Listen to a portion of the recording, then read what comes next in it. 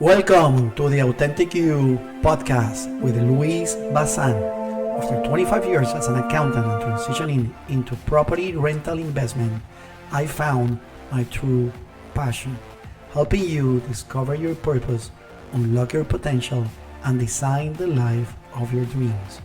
This podcast is dedicated to empowering you with the tools and mindset needed to achieve freedom, purpose, and financial independence. Join me on this journey of personal growth, spiritual enhancement, and living an epic life. Let's dive in and create the life you were meant for. Our guest today, Javier Peña. Javier's leadership journey began in 1997 when he was hired to lead a choir of individuals with mental and physical disability who had never sung or played instrument before. They defied all expectation and transformed into a dynamic performing band. Their remarkable story was captured in the award-winning film For Once in My Life, now streaming on Amazon Prime. The film was selected by the U.S. State Department for worldwide screening and led to an invitation to the White House. After 15 years with this group, Javier discovered that music reveals powerful leadership principles that transcends traditional boundaries. From this insight, he created Leading in Tune, a leadership development program integrating leadership and music principles rooted in neuroscience research on music and the brain. His program has influenced national nonprofit and Fortune 500 companies, helping leaders integrate music principles to lead their teams like an orchestra and create a culture based on harmony. Welcome to the Authentic You podcast. This is your host, Louis Bazan, and I am honored today to have a special guest. Our guest today is a conductor, speaker, and he plays piano like an angel.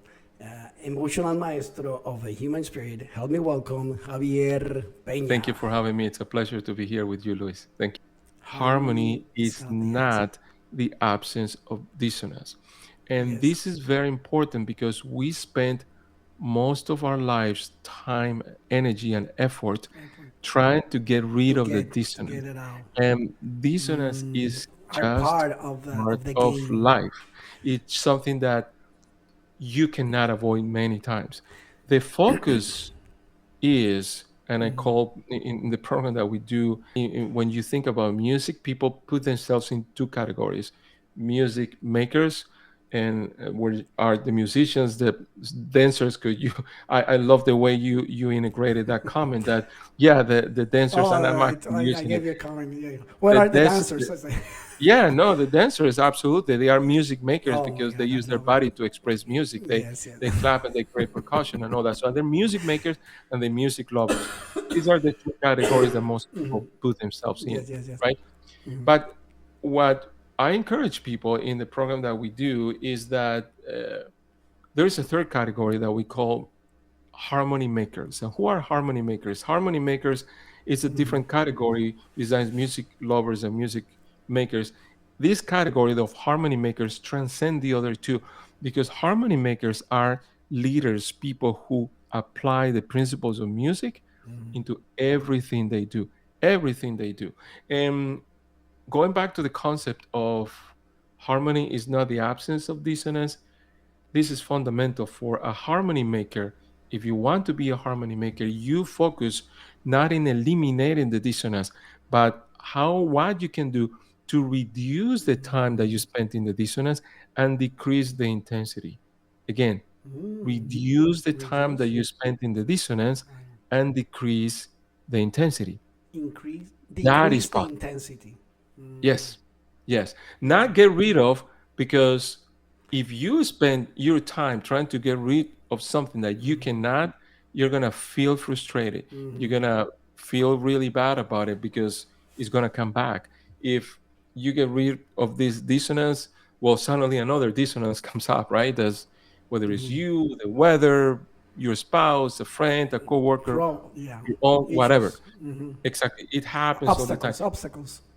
Obstacles. But then, what can you do to reduce? The focus is Reduce different. Reduce the time that you that I spent in. spend looking to that, Exactly, and or paying attention to that. yeah, well, not only paying attention, and I think that's a great point because it's not ignoring the dissonance, and that's a very good important point. When we have the default is getting rid of the dissonance because I don't like it because it's I hard to uncomfortable. swallow. Hard to swallow. I don't want it. Yeah, I want. it is hard to swallow, but the more you ignore the dissonance, the worse it gets, and this happens at all levels. Sooner or later, you have to deal with the dissonance, whether Sooner or later. now or later in Later. life. And what happened is that let's say a dissonance could be a relationship that turned sour in your life. Maybe there was, a friend or an ex or, wife or spouse or whatever, or it's sometimes even a situation with an employer, a coworker, or your boss or whoever. And let's say you just want to ignore, you just say, I don't want to deal with that. I don't want to talk to him. And people do this all the time. We do this all the time. We try to get rid of the dissonance. We try to bury, we try not to pay attention, we try to ignore it, and we try to numb ourselves to that. And that's sadly, that's why people get into any kinds of addictions, whether Or it's disease. food, Then later. sex, drugs, alcohol, whatever, because we don't want to deal with the dissonance. Wow, that's But, amazing. but Really good. it's when you look at the dissonance in the face and you say, this Face is it. the dissonance. You look at the dissonance and this is the problem that I'm having this situation with this person. And it doesn't mean necessarily that you're going to confront the person. We need to go on a case by case scenario, but really recognizing that dissonance inside of you. Because there is a great principle that we don't have time to really go into the details, but when you look at the orchestra model, you see the director, the different sections you have in the orchestra, different sections you have, like the string sections and the brass sections and the percussion section. You have the conductor who is leading, you have the audience who is listening to the orchestra. And then that model applies in a great way to teams. In in an organization, you can have the CEO is the conductor, the section leaders are the managers or the directors, and the individual contributors are the people who are making the sound. The audience in the orchestra, in the organization, is the clients that they're serving. Or if a nonprofit, well, it's the people, the donors, the people that they serve. That is a great model of, because the orchestra is a system, is an organizational system that has been established since the 16th century. I mean, has been Wow, refined. It is a very old wonderful model. Yeah, it's a wonderful proven system that system. works to create collaboration. But the same system of the orchestra could also be applicable to your internal orchestra. We all have an internal orchestra. What do I mean by that? Explain that. Yeah. I explained that, yes, Yeah. because we have different parts of us. We are in a constant chattering inside, is what's called our inner dialogue. There are different parts of us that express. For instance, we all face this on a daily basis. A part of me wants to do this, and a part of me wants to do the other. Should I go to this? Should I take this job, or should I not take this job? Should I go to this party or not? Should I talk to this person or not? I don't know. There is an inner conflict all the time, and we talk in this way frequently. A part of me wants to do this, but I'm not sure, and you have this inner conflict, right? Socrates was asked one time, what are thoughts? That's a profound question. What are thoughts? And Socrates said, thoughts is the conversation that the soul is having. Oh, is the conversation that the soul is it's a having. quiet conversation when you're so Yes, close. exactly. And we're having this conversation all the time, It's true. We all the all the time. time and all the time The issue is, and that's what I call the internal orchestra.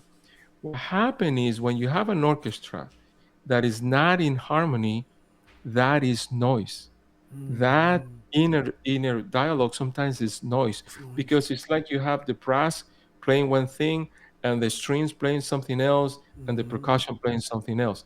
And then what happens is that most of us, we hear and we feel the noise, and you feel that in your body through anxiety, The anxiety, depression, depression, exactly. Oh, all I kinds of was gonna say that. physical situations that you're facing, because we all face We dissonance all in we a all way. have anxiety one way or All of another, us, or one way Yeah. or So another. what happened is that most of us do. In I don't have a picture right now, but I want you to uh, just look how an orchestra looks. And when you look at the conductor, let me ask you this: where the conductor is Located. looking at? What is the conductor looking It's at? looking to the orchestra. It's looking, It's looking but to it's the looking orchestra. backward the audience. It's rear Well, but he's really looking at the or orchestra. the He's not orchestra. looking at the audience. Oh, He the only other, turns to the exactly. audience when In the receiving back. the applause and all that. But the main reason the orchestra is there, Louis, is for the audience. With no audience, there's no Oh, orchestra. of course. However, the conductor has his eyes fixed on the orchestra, Orchestra. like a good leader does. When you're talking about being a good leader, you need to begin by applying self leadership, meaning what is your internal orchestra, because you cannot lead an outside orchestra unless you lead your internal Your orchestra. internal orchestra And then first. what happened with most people is that most of us, we are not looking inside, we're looking to the audience. We're not, like, we're doing the opposite of what a good conductor does. What a good conductor does is look at the musicians, as you stated a moment ago. But we look outside, we look at the audience, we're trying to please the audience. In reality, the best sound that you can It's create inner is self. when you look into Inside. yourself. Yes. And when you start paying attention to those parts of you, that there is a protective part of you. For instance, there is this protective part of you that when someone comes or uh, attacks and defense, and these actually are connected. This is more than just a metaphor. It's connected to areas of the brain. Your brain has different areas. Like, for instance, when you feel vulnerable, your amygdala kicks in, which is this main brain in the back of your neck that activates. It's like a soldier activates, and you feel the tension, your heart pumping in a Or faster way, because you need to either you get get ready to tension to fight fight, or flight to flight, or to freeze, or to because the freeze. situation is I too freeze overwhelming for sometimes. you. Yes. And that is the part of you that is trying to defend you. And that is just one part of you. And then there is another part of you, which is the emotional side, when you feel all these emotions. And what happens is that most of us, we bury those emotions, because that somehow becomes overwhelming sometimes. And None become the none. protective part of us, which is, kind of like the soldiers that are protecting, they bury Very. that. And that is not harmony, That's not because good. when you bury the strings in an orchestra and only have the brass, that's not going to sound good when you have all these possibilities. So I think paying attention to your internal orchestra is essential, because a good conductor listens, pay attention, and say, there is an off key here, there is an auto tune situation here. And something beautiful that conductors do is they lead with a baton. A baton, a lot of people have never touched a baton. But when you look at the baton, it's very light. It's very, very light. It's lighter than a phone. It's lighter than your pen. It's actually less than half an ounce. However, conductors use these to lead the orchestra. Look at the baton is not a hammer, is not a whip, it's a baton. It's a tool, it's not a tool of force, it's a tool of precision, gentleness, A light direction. direction. And when you, most of us, lead ourselves with a hammer or with a whip, With a wave. um, that we Yeah, yeah. self criticize ourselves, we don't treat ourselves with Teach your own kindness kindness. and gentleness, but it's almost like leading the orchestra with a whip or with a gavel, like a judge, judging ourselves all the time and Yeah, like doing we, this. we wake up in the morning and we said, I mean, sometimes that's what sometimes I see in me too. Like, I have to do this. I wake up, I need to read my daily structure, like, and I need to follow this and this and this. And maybe I just want to wake up, I just want to go to the garden and into the woods and Yeah, take a big breath and yeah, just calm down, just breathe. And instead of assigning so many pressure on me. yeah, yeah. Because what happened is that we lived a very compartmentalized life. We have learned to live a very compartmentalized life in a way that our emotions are buried. We are mostly function driven, which is the left part of the brain. Is about solving the logical, the reason. I got to do this, I got to do that, Gotta I do got to this. do the other. Must. Very I function should. driven. I Very, should. I must. yes, All yeah, those yeah, words and then shouldn't exist, right? exactly. And then it's very task oriented, and especially Western Yeah. society is about accomplishing. Yes. Very It's like driven. I Very gotta do driven. this, I gotta do this, I gotta do the other, and kind of check marks. Check mark. But And task and. when you disconnect from your emotional side and you only are driven by function, you are out of harmony. You are living a life that is not harmonious because you're not integrating this part of you. And this part of you is essential to who you are. And also your true self, which is your identity, is located in this part of the brain and the prefrontal cortex right above your right eye. This is In the front. what's your identity. Who are you? What's different? What's unique about you? And when going back to the band musicians, that they were able to express their authentic self, express themselves with liberty, with freedom, understanding and embracing their own disabilities, that is the true self. And interesting, I ask people, what do you do when you're listening to your favorite song that nobody is around? And people say, well, if nobody's around, even if I'm not a singer, I sing, I dance, I emulate, I can play the instrument, I do crazy things. That is your true self. That is the moment when your true self doesn't feel censored or that is going to be vulnerable to be criticized. Judgment. That's when you're being yourself. And during those 3 or 4 minutes, you feel joyful And you live in the because present. You live in that you live moment. You exactly live is in the present. you You're not feel thinking in the joyful. past. You're not thinking in the future. Exactly. You're living with that joy that you are called to have in a way that is not just functional. I'm not saying that we need our functional part. This is how we survive in life. We need to do this, and I understand. But when you only work on this side, it's almost like you're using just half of your brain, and using half of your brain and not connecting to the other, it's not developing your full potential. You cannot really achieve your full potential when you bury your emotions and when you bury who is your true self, or when your guardian or your soldier, the part that protects you, is running your life, because that's not the way it's supposed to be. That's not the way we're supposed to live this harmonious life. And again, harmonious life doesn't mean that everything is rosy, beautiful, and totally perfect. Is Have dissonance. acknowledging the dissonance, finding a way to reduce the time that we spent in the dissonance, and decreasing its intensity. And we all have that as a daily practice, because no musician can ever tell you, and you play the guitar, no musician can ever tell you, I'm done, I don't need to practice anymore.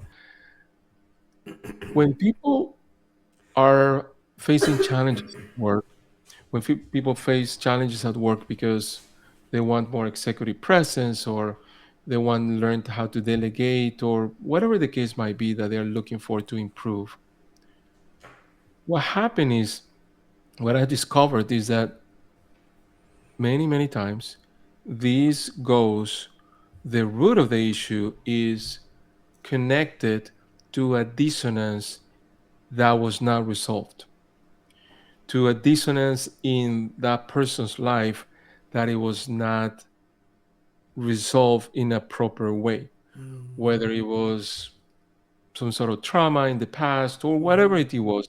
Could be as recent as an argument with a person, or maybe a rude encounter or difficult conversation with a boss, or even years ago from something that happened years ago in their lives. Stress, too much And stress, maybe for so long in their job. I see people having stress yes, for 30 yes, years, and yeah, because they keep again, stress even when they retire. we're not trained to, what we do with what do we do with the dissonance. We are not trained to do that. We don't have, it's not something that you are born naturally. It's something that, it's a skill that needs to be developed. How do you again reduce the time that you spent in the dissonance and decrease the intensity?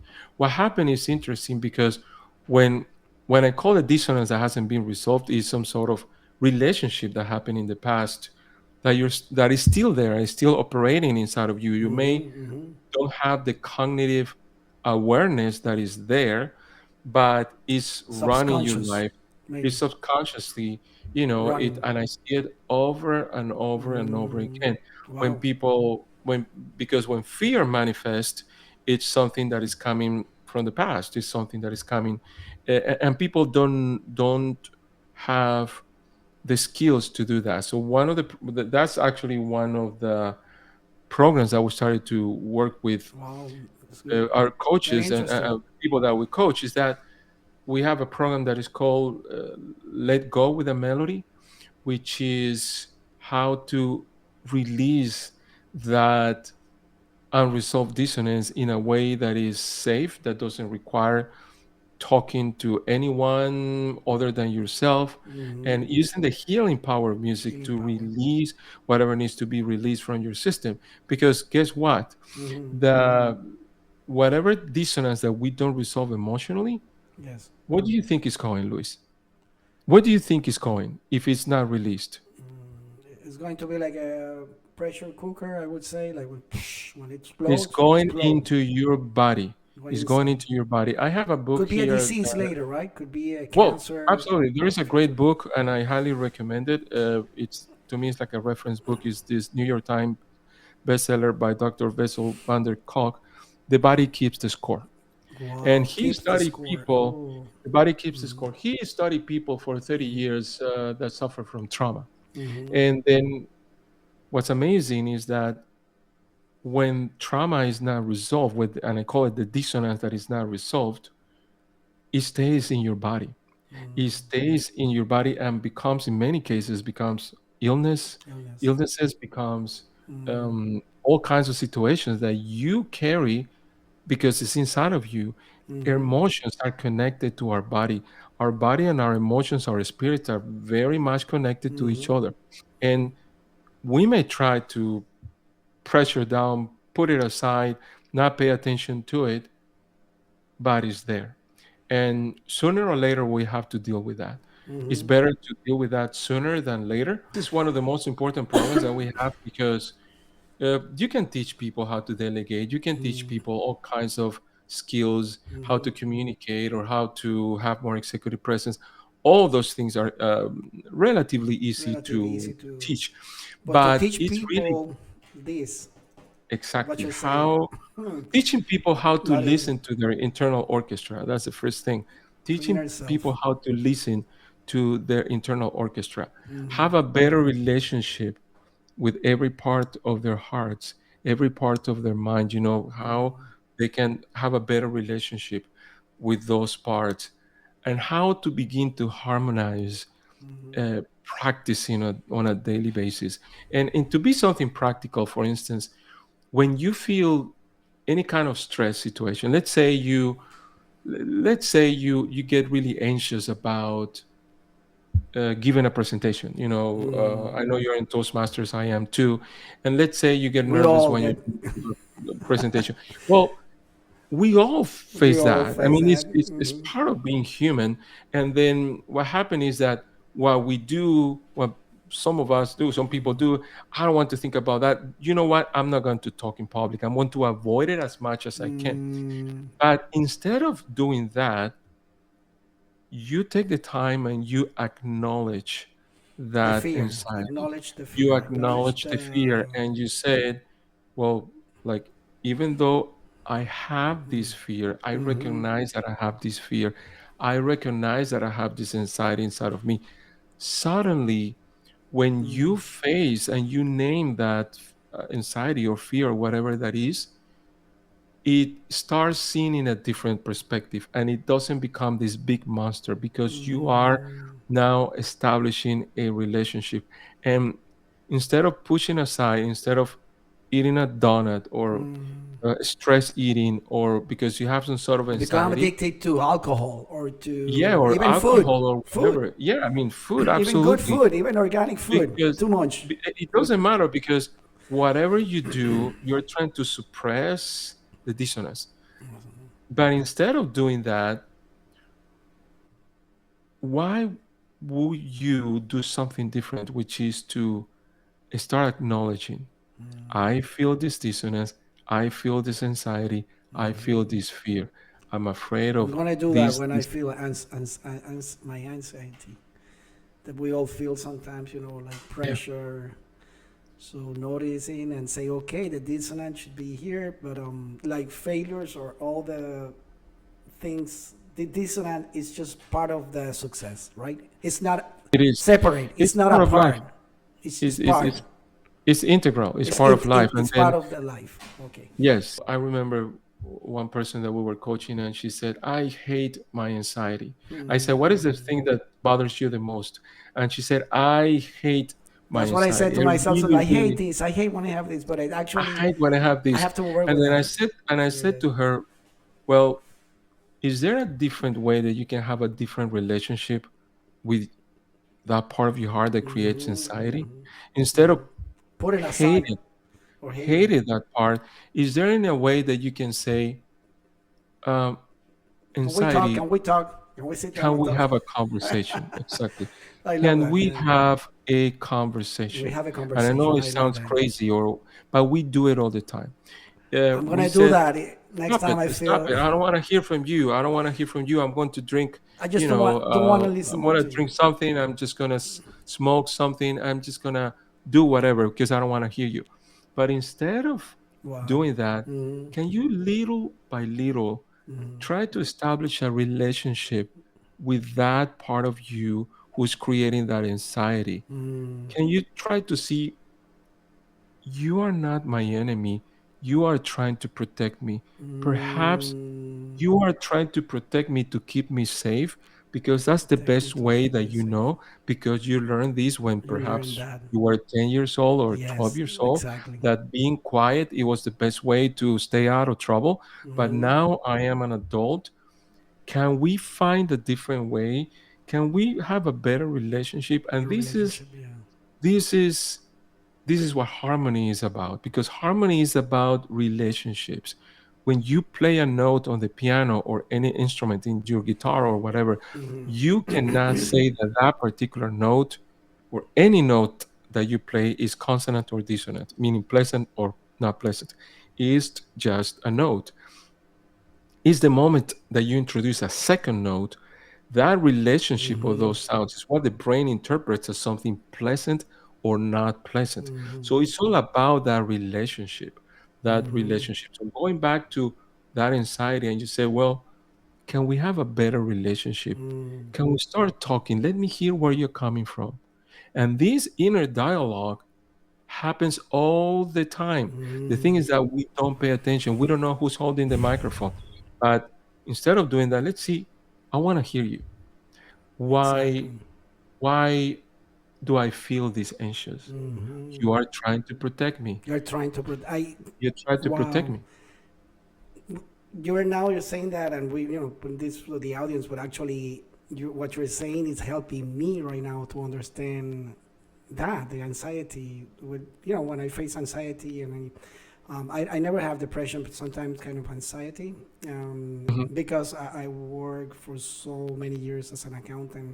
I used to do mhm, 400 to 500 tax returns in just 1 month, a mhm. month, and the Wow. pressure were there. And not only that, I put a lot of pressure on me when I was young, and still, but not now. I talk more with myself. But thank you, because now you clarify something for me. So I'm grateful for that. Like you said, you're trying to protect me.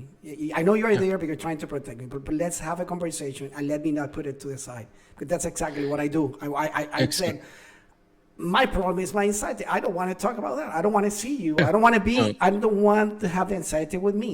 I want to put it away. And all the time, Oh, I hate it. who does? Really, who does? Nobody wants I that hate it. I because it's want to very put it on uncomfortable. the That side. irritates you. Yeah. Yeah, but Thank you for that. here's the thing. Here's the thing. Appreciate Going it. back to you are trying to protect me, and I thank you for trying that because Yes. it's Yes. almost. I mean, is I that want to thank you for trying, exactly, talking to them, and like giving a hug and saying thank you for trying to protect me. But the way you're doing it is the way you learn it. Is not the right way, right? exactly?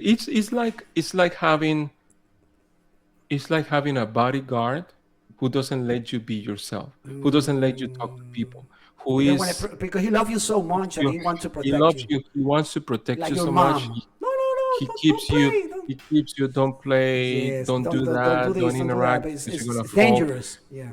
Yes, and but he's trying to protect you, but then talking to that part because he. I mean, and we're going a little deeper here. But what happens is that when we face a situation that, let's say, we were 12 years old or 10, let's say even 7, even younger than that, we faced a situation that was Face it, dangerous. I was 10 years old, 10 to 11. Yeah, you're Yeah, right there. right. And then Yeah. at that time, there was a dangerous situation. And when I mean danger, could be not necessarily like you life was in danger, could be, but let's say your parents argue at home, and then the only way for you to get out of trouble was to restrain yourself, don't say anything.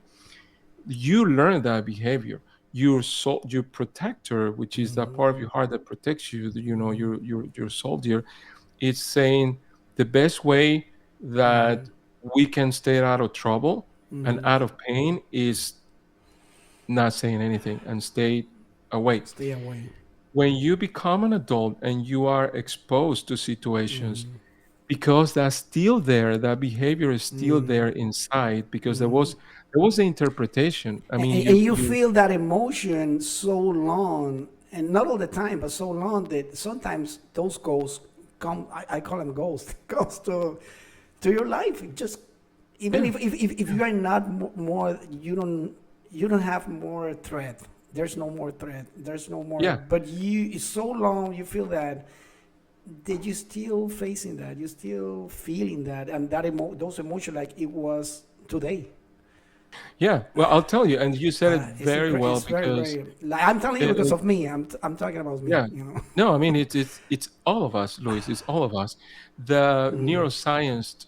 There is a great when they started to develop the functional MRI, where they can see uh, brain activity in real time. Neuroscience confirms that the brain has two hemispheres: the right brain and the left brain. The left brain. The right brain is what processes all the emotions. Everything that is emotional is here on this part of the brain. The left brain is the one who processes all the logic Logic. and the reason and the whole logical part. The part of the emotional side of the brain, the right brain, that part of the brain doesn't sequence time. it's like this part of the brain doesn't have a watch, it doesn't have a calendar. The part of the Interesting. brain that sequence time, like I say, okay, we need to finish this in 10 minutes, or I have to go to work at 8 a.m. in the morning, or I'm going on vacation in a month. That sequence of time that is linear is this part of the brain. This part of the brain doesn't sequence time. Doesn't sequence. And The the right brain pain, doesn't sequence. the pain that we have, it's stored in this part of the brain. And when that is not In the resolved, right side, in stored. the right side, and when that is not resolved, the pain is there. And because there is no watch, there is no calendar, it feels like it happened It was yesterday, today, or like it just totally today. happening today. You just Like feel it's it. You happening. feel it like You exactly. feel it. You feel Yeah, it, absolutely. and You you talk feel to the people. pain, Yeah, and it's so painful, so dark. it is. It is. I mean, you talk to people that experience situations 20, 40, 50 years ago, and they still feel the emotion because that dissonance hasn't been Exactly the released. same, like in the past. Exactly the same. Exactly the same. Because the brain is storing that. And the idea is how you need to let that go. Now, everybody tells you that. You need to let that go. But how the heck do you do that? I Now, mean, how and that's that's we would exactly. love to do that. Yeah, Yeah, I mean, I like and that's precisely, and that probably requires another program.